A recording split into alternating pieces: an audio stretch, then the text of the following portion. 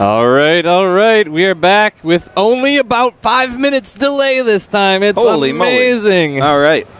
So we do have Winter and Poizon queued up. The lobby is made. We're just making sure that these folks are ready to go. And then we'll get this next game going. Winter's ready up. And here we go. Starting game. Only a few minutes of delay. This time, indeed. So another Zerg versus Protoss here. Yep. Who do you favor? Oh, dang it, you got it in first, I think. Poizon is being very confident. She came in saying that she was, quote, ready to wreck some fools. All right. I mean, she's showing well so far. I mean, she's 2-0'd the people that she's played against, I believe. Yeah, she said she's been practicing a lot, yeah. and really try-harding. So, mouse, whoa, hello. But she is. I'm evading making a prediction. I'll get back to you on that. All right. In the lower right-hand corner, it is the purple Protoss. Her name is Poizon. And in the top left-hand corner, we have a fan-favorite Zerg player in the green carapace. It is Winter. Winter is coming. Hashtag. Indeed. Spreading his creep. Realistic predictions, I think, I don't know. I was about to say Winter, but then again, Protoss. He hates Protoss. Terran and Zerg, he's very comfortable with, and he said he admitted on our last interview that he is not comfortable with Protoss. Yeah. I mean, it's close to admitting things like that. You know what? I'm going to go on a limb. I'm going to say Poizon's going to take it. All right. Well, I'm gonna stick with Winter. All right. Well, that's good. That makes it more interesting. Yeah. So, Winter is going to be making some drones as usual. A lot of them. He's probably going to go for a hatch first if I was to take a hazard guess. Poizon going to be maybe going for a Nexus first with this pylon out front here. She really wants to get an idea of what her opponent's doing. She's got this probe running around the map trying to figure out where he's at. That Obi is going to give her a heads up that she's moving in the right direction. Not Nexus first. It's going to be a gateway first, but way out there. And we got pool first from Winter, it looks like. All my predictions are fail. Story of my life. So both players positioning themselves in a way that allows them to get some early aggression out. Yeah, and Poizon's kind of setting herself up here so that she can deal with that a little bit easier with all of her buildings out here in the front.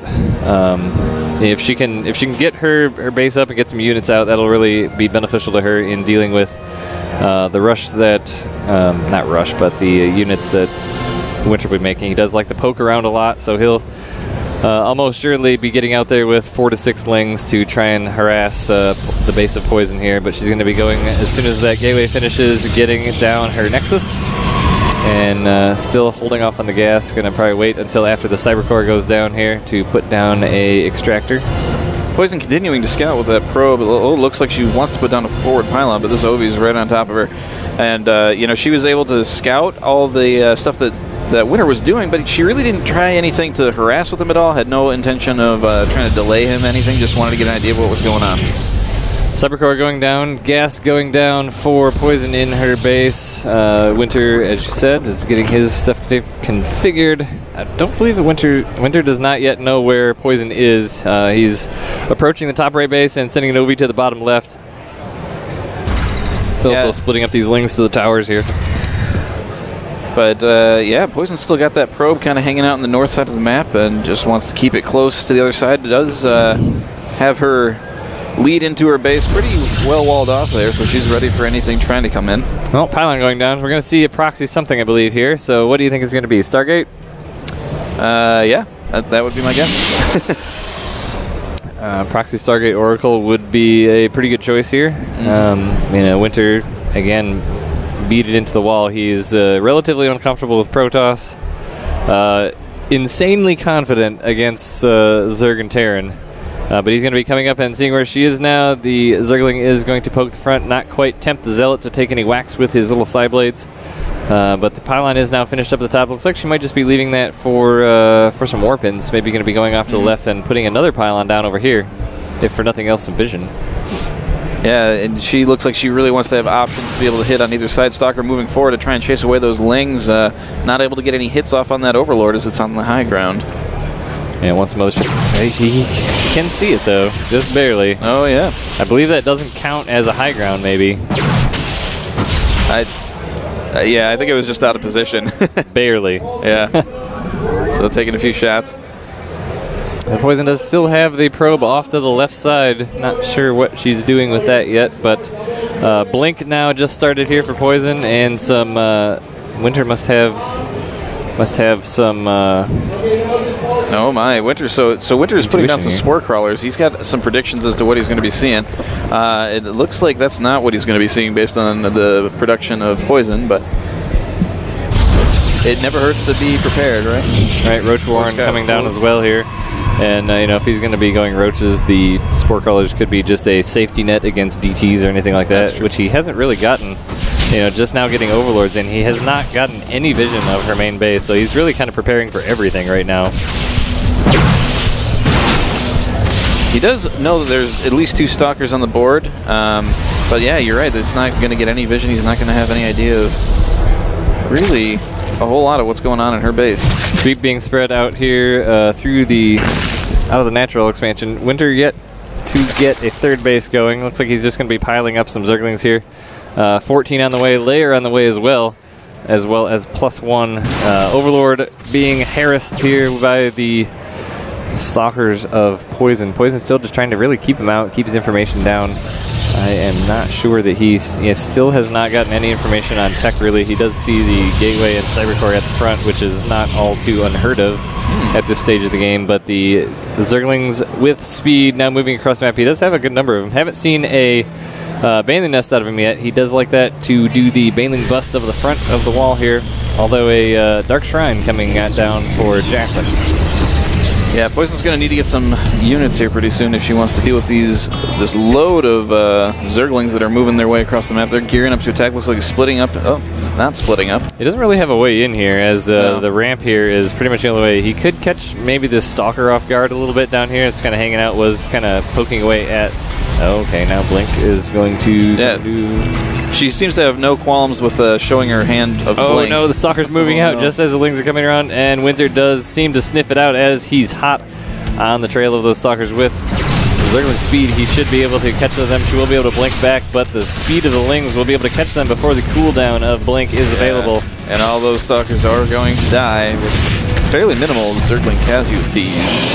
Yep, Creep being put down here at one of the potential third bases of Poizon. Yeah, he's keeping really good vision on, you know, what Poizon's expansions are looking like, and really kind of keeping it good contained. Poizon does have a clutch force of army up here, up in the upper right-hand portion of the map off that pylon, which includes 2 DTs. Looks like she's waiting to get a couple more warp-ins here. 3 DTs now on the field.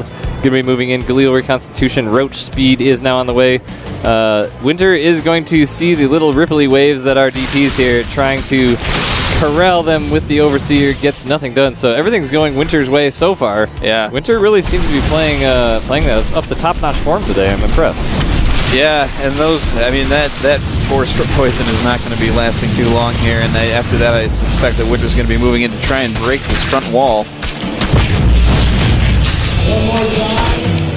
Yeah, still doesn't have a Baneling Nest. I'm kind of surprised. He does usually like to get that down at some point, especially with all these Lings on the field, but he's going to find the pylon of Poizon here up the upper right-hand side. Go ahead and take that out.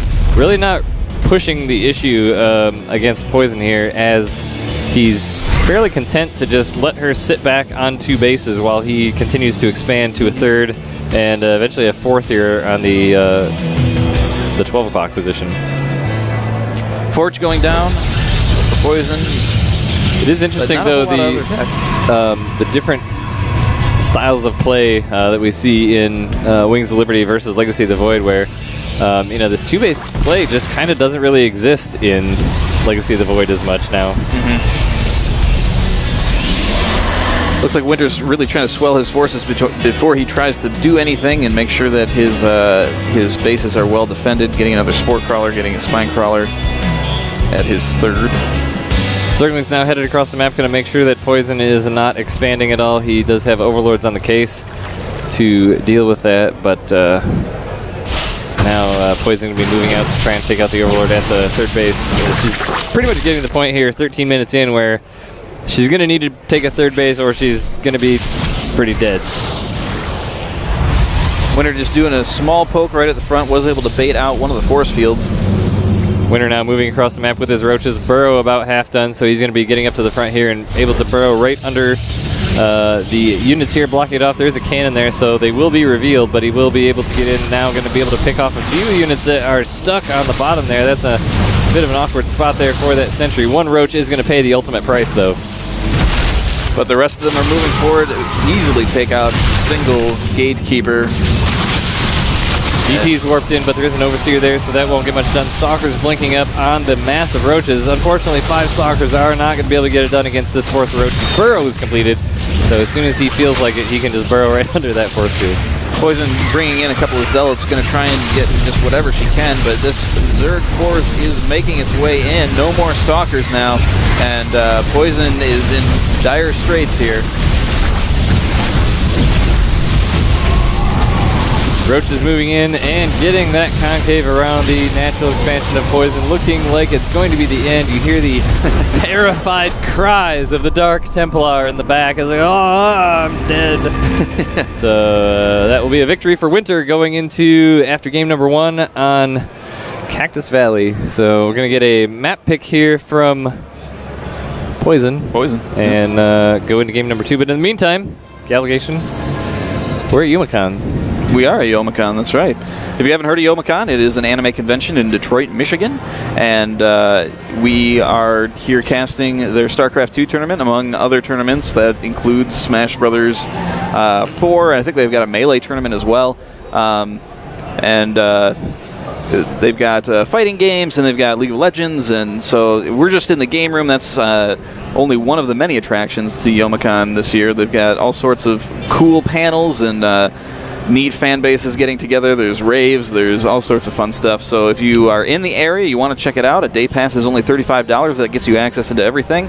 Come by, say hi. We're going to be at the StarCraft desk all day long. Yeah, I will tell you that this is a pretty interesting place to have something like this because it is the most confusing building on the face of the earth. This is like a maze on top of another maze with a maze in the middle of the maze. It's like literally this morning I came out of my hotel room, I'm like, I need Starbucks. And there's a Starbucks in one of the little central areas, and as I was going along, I'm like, I can see it.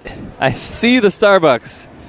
I'm not sure how to get to it. Yeah, we're in a very, what is it, a 50-story building? Wait, no, it's got to be more than that. Oh, man, I think it goes up to like 70 or 80. Yeah. So huge building in the heart of downtown Detroit, and kind of in the middle is it's a very open space, and all the walkways are circular, and you have to, the stairways are in places that you wouldn't expect them necessarily. So it's been fun to try and get around, but and it's just fun to walk around and see everybody's costumes because you can see everybody on the various floors.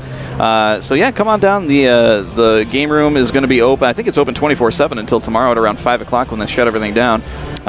So it should be a fun time, and we'd love to have you watch some good StarCraft games and cheer Winter on. The last few years we've gone pretty late on Sunday. We're trying to avoid that this year, but we do have some cool stuff to look forward to. Tomorrow we're going to play through the semifinals today, so we'll have the winners final and the loser final tomorrow morning, and then after that we're going to have an Archon mode match between the top 4.